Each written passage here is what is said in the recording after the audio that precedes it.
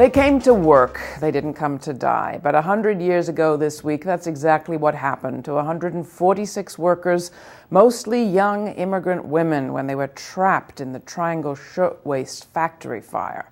Filmmaker and GRITtv contributor Harry Hanbury checked in on the status of worker safety today and found Triangle's echoes, an unfinished struggle for worker protection, safety, and health.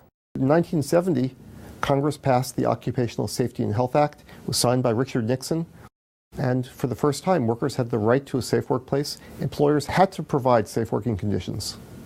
It's estimated that OSHA has saved the lives of over 400,000 American workers. But still today, some 5,000 workers die on the job each year. And 50,000 die slowly from occupational diseases, such as cancers caused by exposure to toxic chemicals. In some ways, we're going backwards. Having put in place laws, put in place systems of safety and health in the workplace, some of that's eroding. Part of the problem comes down to the cost for employers of letting workers die on the job. After the Triangle fire, the factory owners, Max Blank and Isaac Harris, paid the victims' families $75 per fatality. But they collected over $400 per worker in insurance. 2 years later, a judge found Blank guilty of locking the doors to another one of his factories. His fine, $20. We have this problem again today. The ruthlessness of some employers, not all by any means, but some, is encouraged by the fact that we have almost no deterrence against it in our job safety laws. If a willful violation of OSHA results in a worker's death, it's only a misdemeanor. And it's only a misdemeanor against the company. And since you can't put a company in jail, it means it's just a fine. The subcommittee will be in order. And when Congress created the OSHA law, they didn't allow the penalties to rise with inflation. So the real cost of OSHA fines today is 39% lower than in 1970. What we saw last year was that the median penalty when a worker was killed in this country was $5,000. $5,000, and that's, 2010. As long as it's cheaper for an employer to have an employee die on them than to fix the problem, there will continue to be a problem. Thank you. That doesn't send a message.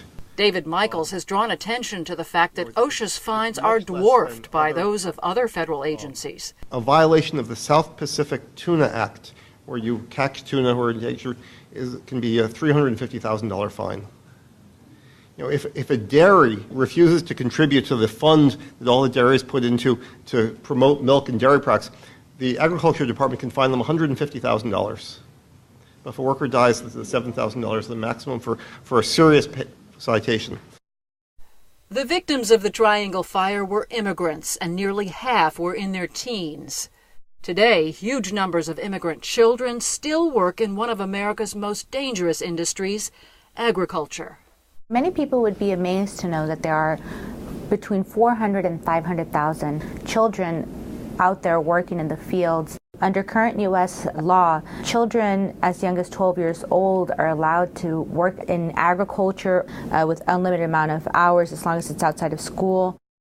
They are exposed to poisonous pesticides, are allowed to use dangerous farm equipment, sharp tools like machetes, or even we've spoken to some children that are as young as 12 that use chainsaws.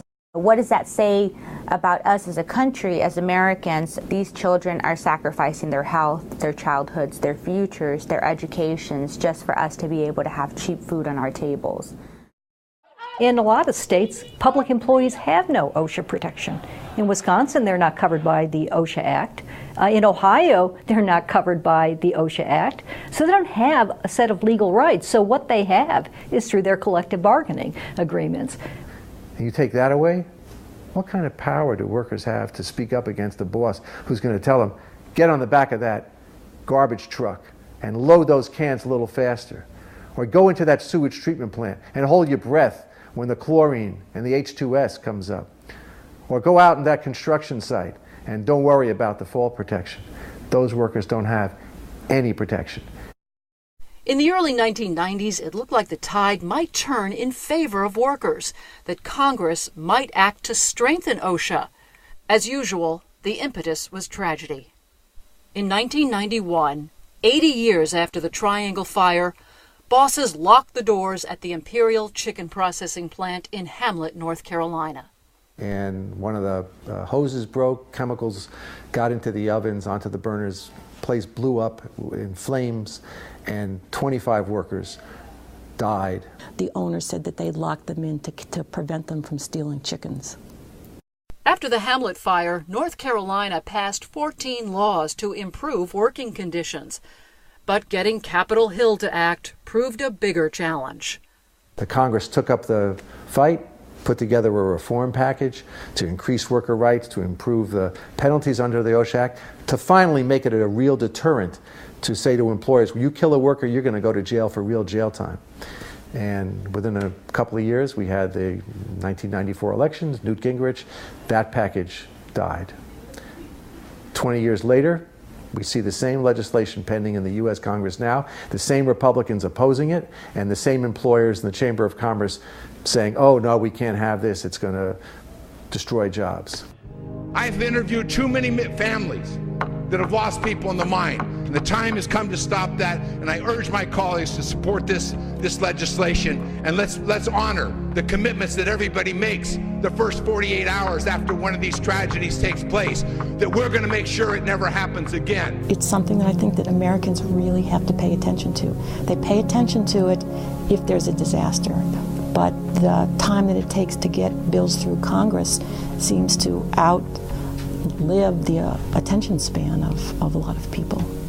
I think there's always been a myth that workplace safety and successful businesses are incompatible. The reality is, well-managed firms are safe firms. They make a good profit and they don't kill workers. Badly managed firms that don't take safety into account, are problems across the board. They're problems for the economy and problems for the workforce. We have to help overcome that myth that safety doesn't pay. I mean, the idea that workers go into the workplace not knowing whether they'll return home at the end of the day, that's immoral. So it really is a moral issue that workers should have the right to show up at work, do their job, and come home safe and sound. So that's really what's at stake here. Do we value the right of workers to be protected on the job? That's what's at stake. Enjoy GRITtv? Want more people to see it? Well, we are making our program available free to public television stations coast to coast. If you would like to see our show on your local public television station, please give them a call and ask for GRITtv with Laura Flanders. Thanks.